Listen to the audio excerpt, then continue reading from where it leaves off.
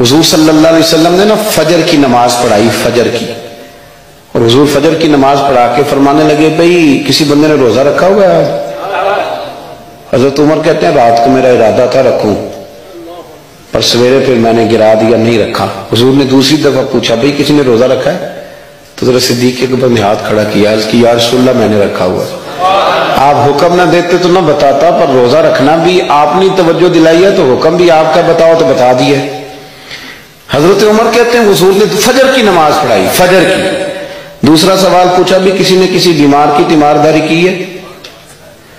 تو حضرت عمر کہتے ہیں میں نے فٹافٹ عرض کی یا رسول اللہ ابھی تو نماز فجر پڑھی ہے، تو اب گھر جائیں گے تو تیمارداری کریں گے۔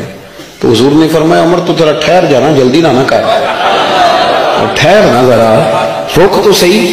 تو حضرت عمر فاروق رضی اللہ تعالیٰ عنہ فرماتے ہیں میں چپ کر گیا۔ حضور نے فرمایا بتاؤ بھی کسی نے تیمارداری کی ہے؟ تو صدیق اکبر نے ہاتھ کھڑا کیا، عرض کی یا رسول اللہ عبد الرحمن بن عوف رضی اللہ تعالیٰ عنہ 2-3 دن سے نماز پڑھنے نہیں آ رہے تھے، رات میں نے پتہ کرایا تو پتہ چلا بیمار ہے، اور حضور مجھے یہ بھی پتہ ہے وہ میرا یار ہے، مجھے پتہ ہے رات کو جلدی سوچا پر تہجد میں ضرور اٹھتا ہے، تو حضور میں بھی ذرا فجر کے وقت جلدی اٹھا ہوں تو فجر میں آنے سے پہلے عبد الرحمن ابن عوف کی تیمارداری کر کے آیا ہوں۔ حضرت عمر کہتے ہیں میں نہ ہلکا ہلکا ڈھیلا پڑ گیا۔ حضور نے تیسرا سوال پوچھا، فرمایا کسی نے کسی مسکین کو کھانا کھلایا؟ کھانا کھلایا کسی مسکین کو؟ حضرت سیدنا عمر فاروق کہتے ہیں میں نے پھر عرض کی، میں نے کہا یا رسول اللہ ابھی تو فجر پڑی ہے، گھر جائیں گے کوئی چیز لیں گے تو کھانا کھلائیں گے۔ تو حضور پھر مسکرائے، فرمایا عمر تو ذرا ٹھہر نہیں جاتا، ذرا ٹھہر نہ، ذرا نظارہ تو کرنا، گویا یہ شان صدیق اکبر کا جلسہ ہو رہا ہے، ٹھہرنا۔ حضور نے پھر پوچھا بھی کسی نے کسی مسکین کو کھانا کھلایا ہے؟ تو حضرت عمر کہتے ہیں لوگ سارے دائیں بائیں دیکھ رہے تھے اور میں چپ کے ابو بکر کو دیکھ رہا تھا، کہ مجھے پتا تھا کہ بولنا اسی نہیں ہے، اور دل میرا کر رہا تھا کہ کہہ دوں دیو جناب جواب، دل میرا کر رہا تھا۔ وہ سمجھ گئے تھے کہ سونا راضی کن کاموں میں ہو، بس یہ نقطہ انہوں نے پا لیا تھا۔ حضور نے فرمایا بتاؤ کسی مسکین کو روٹی کھلائی ہے؟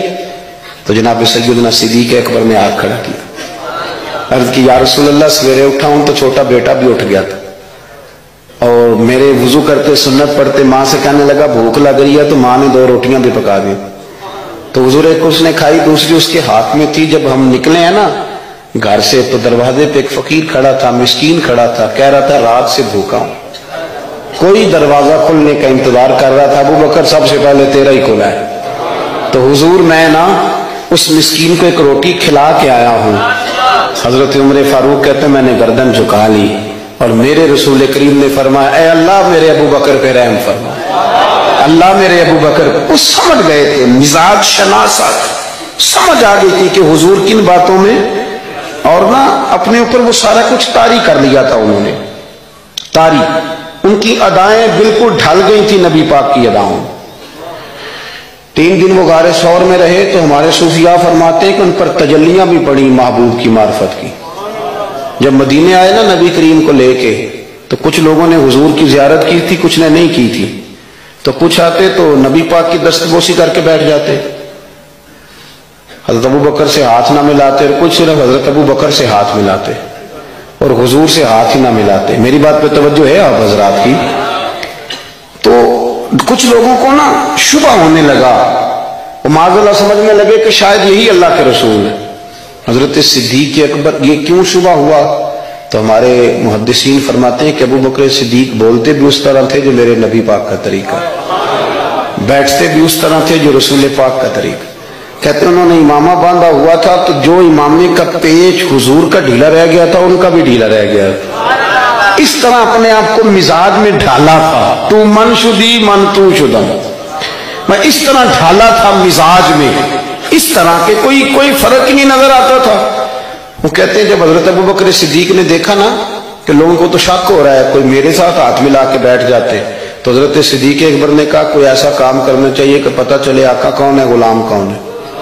اٹھے، کندھوں پہ چادر تھی، وہ اتار کے نا تو حضور پہ سایہ کر دیا، لوگوں کو پتہ چل گیا کہ سایہ کرنے والا کوئی غلام ہے، اور جس پر سایہ کیا جا رہا ہے وہ آقا ہے۔ کیا خوبصورت نقطہ لکھا ہے مفسرین نے شارحین فرماتے ہیں تھوڑی دیر کے لیے، تھوڑی دیر کے لیے، تھوڑی دیر کے لیے حضرت ابوبکر صدیق نے حضور کے سر انور پر اپنی چادر کا سایہ کیا تھا۔